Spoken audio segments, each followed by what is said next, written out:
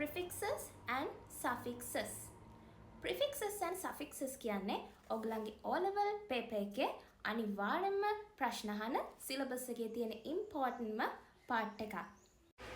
Prefix is a group of letters that we add in front of a word to change the meaning of that word.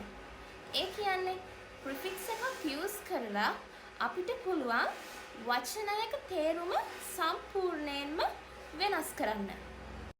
It's like happy, then unhappy. Happy කියන්නේ සතුටුයි, unhappy කියන්නේ අසතුටුයි. Then pure. Pure means පිරිසිදුයි. Impure කියන්නේ අපිරිසිදුයි. අන්න එහෙම word එකක meaning එක prefix එකක් use කරලා සම්පූර්ණයෙන්ම වෙනස් කරන්න අපිට පුළුවන්.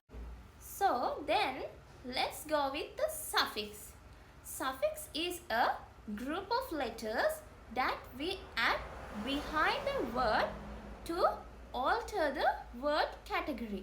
ඒ කියන්නේ suffix එකක් අපි හැමතිස්සෙම use කරන්නේ word එකක base form එකේ පිටිපස්සට to alter the word category.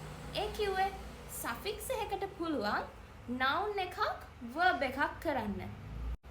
It's like slow, හිමින්, slowly වෙන්නේ suffix එක add කරාට පස්සේ. So ly is the adverb suffix. care, රැකවරණය, careless, නොසලකිලිමත් කම.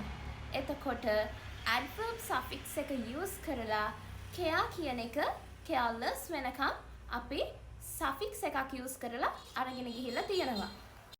ඉතින් 2026 O level ළමයින්ට නිසක ඒ සාමාර්ථයක් ලබා දෙන වැඩපිළිවෙලට මම සූදානම්. එහෙනම් ඔබ සූදානම්ද? එහෙනම් පහතින් දිස් වෙන මෙන්න මේ නම්බර් එකට දැම්ම WhatsApp message එකක් දාලා අපේ ක්ලාස් එකත් එක්ක join වෙන්න. Bye bye.